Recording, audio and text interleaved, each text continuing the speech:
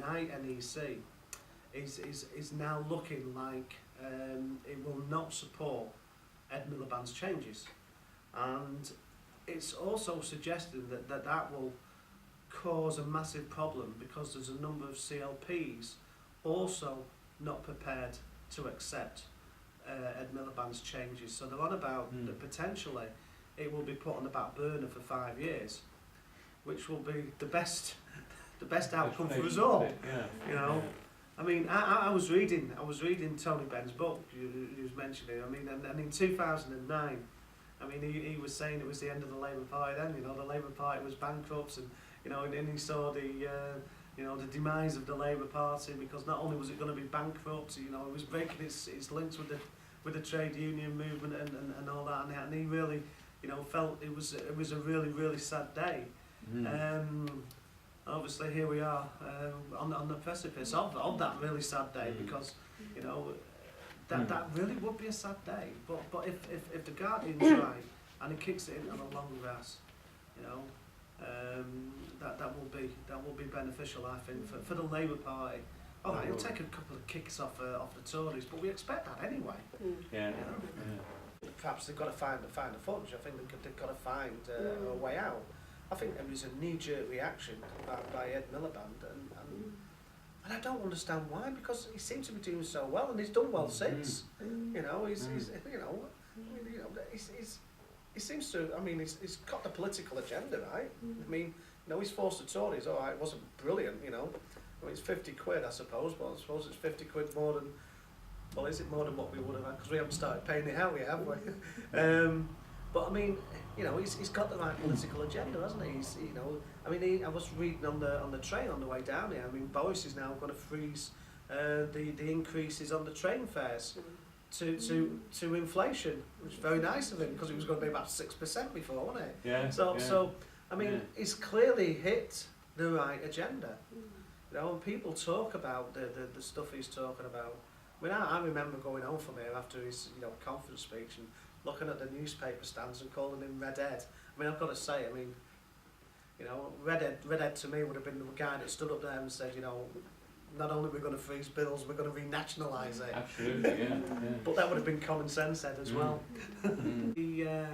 Before they actually privatised it, there was 11 energy companies, and since it now we've only got 6. You know, so I mean, it was never about making it more. You know, so there was more people in the market. It was always about making as much money as possible out of people. You know, and, I mean, that investment was put to good use, wasn't it? I mean, you know, and if you don't tax people, you don't make money from providing things for people. You know, it's inevitable that you can't fund things. You know, and the reality is that we're all faced with a situation now in this country where, you know, they're taxing the people at the bottom more than they tax the people at the top. You know, it's absolutely scandalous. I agree with you. I mean, that's, you know, this campaign is important. It is about democracy. It's about, you know, people having a voice in politics. You know, or what happens is every 5 years or so you'll have an election, and you can vote for a party you don't like or one you don't want at all.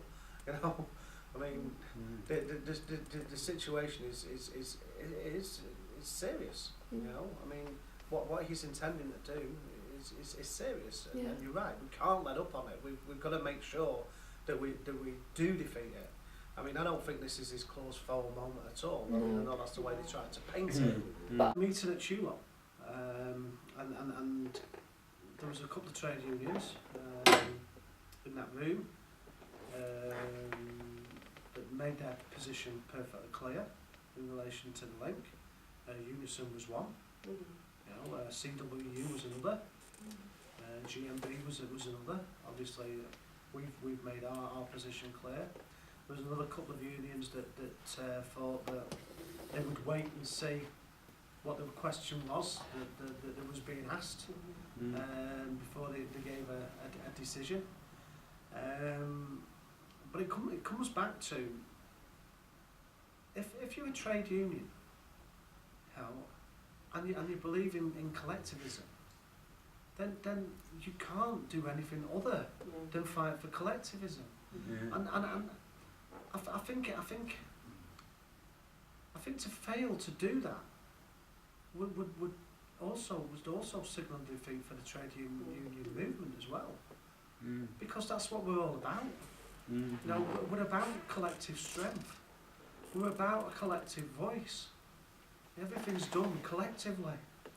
You know, so to suddenly say, oh yeah, but apart from this, you know, would be a very, very backward step. You know, I mean, we've had enough defeats.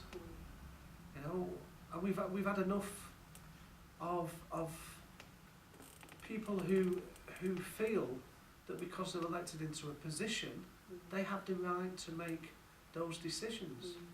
Well, they don't. They don't have the right to make those decisions.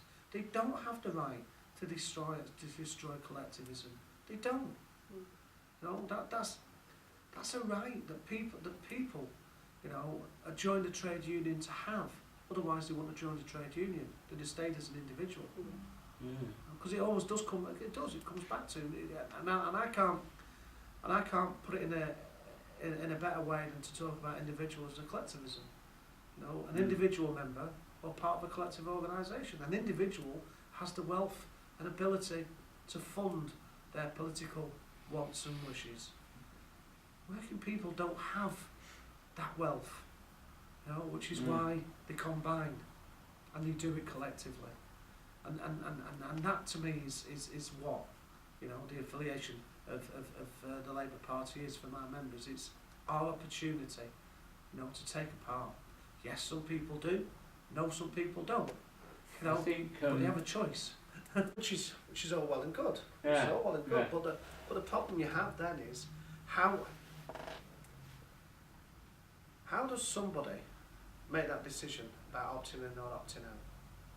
How does somebody, you know, realise the consequences of not opting in? You know, what will the price be? Which is an important question.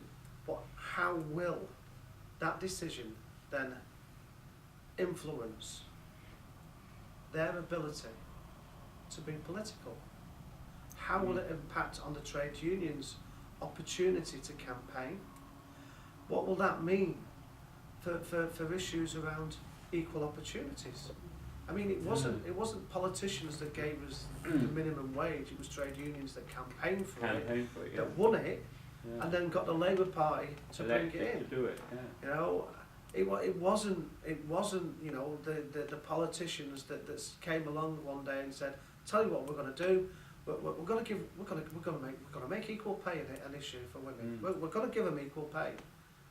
No, it was brought about because there was disputes, you know, and strikes, and people campaigned, and then the politicians in the end were forced to accept the will of the people. Well, in